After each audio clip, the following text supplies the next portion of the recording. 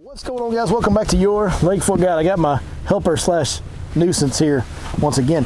Today's topic: where's all my poor boy fishermen at? All you old school dudes. You see, I got all these gadgets and electronics on here. We don't all have that.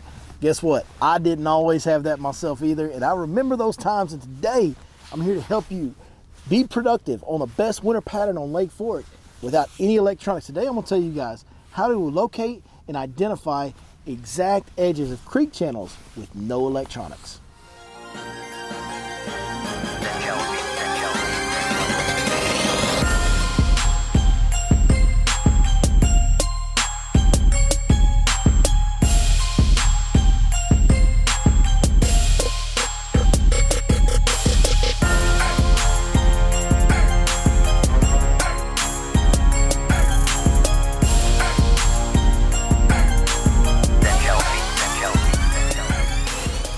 Creek channels in the wintertime on Lake Fork, especially in the conditions we have these days, man. Lake being so low, they are so important, guys. This is going to be your main structure to concentrate on fishing for the next 2 to 3 months.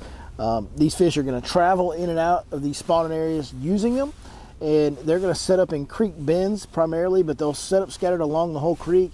And if you're not fishing a creek bend, I really feel like you are missing out on the most consistently productive structure that Lake Fork and really all of our lakes this time of year have to offer. Even on our lakes that still have vegetation in them, if the lake has good channels, those fish are going to travel those channels through those grass flats as well in the wintertime. So no matter what lake you're fishing in this region, if it has channels in it, and most of them do, you are going to need to know how to locate those. Now, with today's technology between live sonar and 360 imaging on the front of the boat, it's extremely easy to locate creek channels using that technology.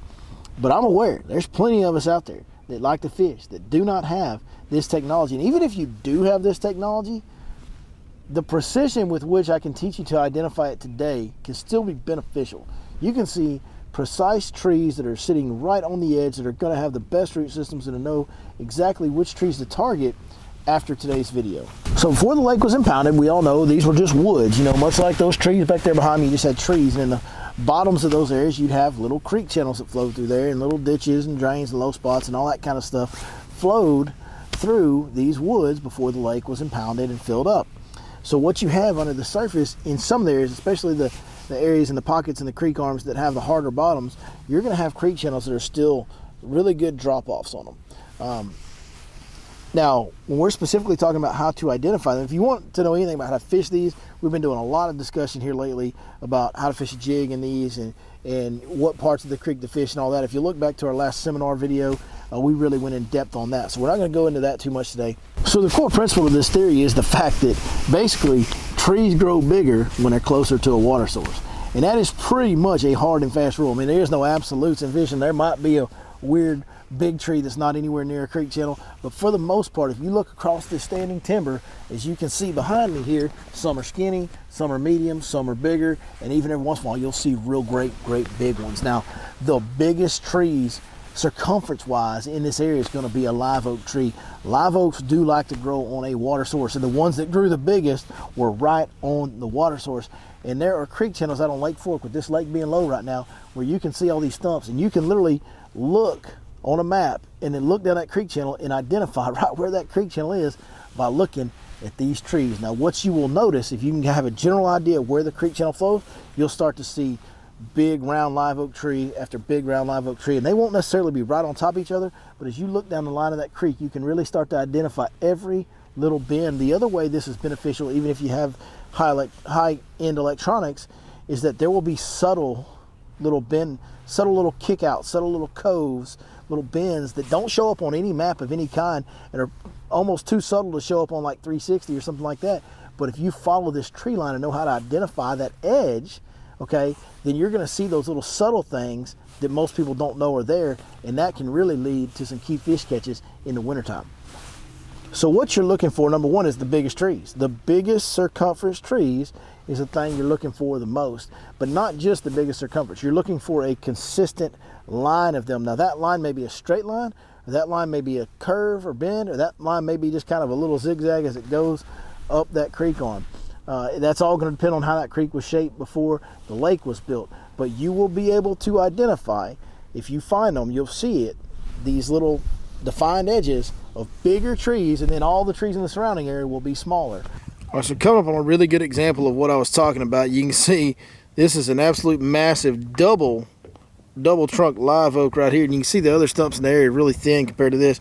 And actually, if you look right down this line right here, you can see a row of bigger stumps that all go along this creek channel. But y'all can see just how big that big live oak tree is compared to the other stumps in the area. So what we're going to do now is we're going to get the drone up in the air, and I'm going to let you guys take a look at some of these, and I want you to try to identify it. Then I'm going to come back on and I'm going to show you the drone footage on this with me looking at it with you, and we're going to mark it together. I'm going to show you guys where the actual creek channel is. So once we take a look at a lot of these trees, you guys are going to be able to go out next time and identify them yourself.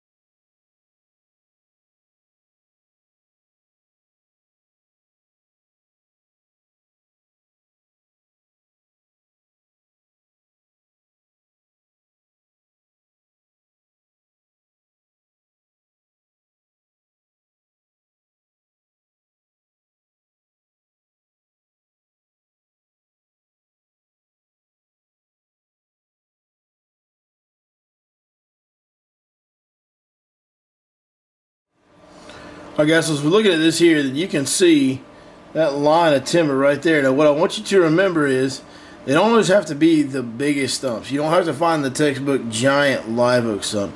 But if you look in relation to these stumps here and the stumps behind these, then these are clearly the biggest stumps. And you can almost visually see this lane going right through here. This being the left side, this kind of being the right side. Yes, there's a little stump growing in the creek. That's going to happen at times. You guys that get down in the woods, y'all know that sometimes a tree does grow in the middle of a creek. So that is not out of the ordinary. But you can kind of clearly see, to me, it looks like a pretty clearly defined lane right there where the creek is flowing. And you'll see it make a turn to the left right up here as we turn the drone. That defined row of bigger stumps. And then you can kind of see that creek channel turn this way, a little bit bigger stump down here. Bigger stump here, somewhat bigger right there. You can see it runs right up to that. Well, skipped out of there. But basically, that creek channel runs up to this dock, makes almost a horseshoe turn, and it comes back out. You can't see from this angle. There's another gap over there. So that's that one. So let me know in the comments. Did you get that first one right, or did you get that first one wrong? All right, right here. Now this one's kind of tough to see right at the beginning, and I just know this creek really, really well, but the creek comes from down here and actually makes a little bend right here, and this is kind of one of those little juts that doesn't show up on the map, but you can see clearly this row of, there's 1, 2, 3, 4, 5, definitely bigger than the other stumps in the area, and just a clear turn. That creek channel on the map right there looks straight. But you can see that little subtle deal, and that's what I was telling you about. Knowing how to do this will show you things that nothing else will, as far as knowing how to find little subtle areas that are going to be key spots along these creek channels. So right here, we're starting right here, and this creek's going to kind of come this way and then go back down. We'll stay with it here.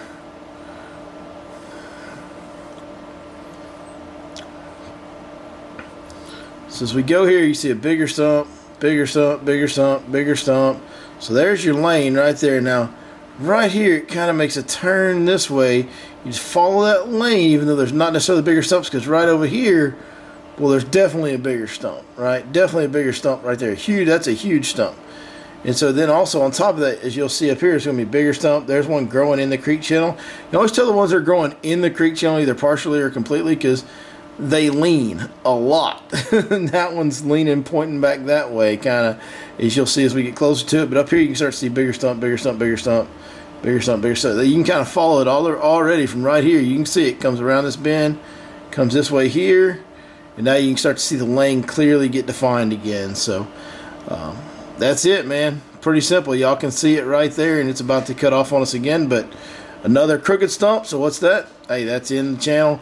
Here's right here, bigger stump, especially right there, bigger stump. So That's it. It's that simple, guys. So hopefully that helped you guys find out how to identify these creek channels without having any mapping or electronic tools whatsoever, man. It is the truest form. When the water's low especially, and you can visually see those sometimes, there's nothing that you can be more accurate with than visually identifying those creek channel edges.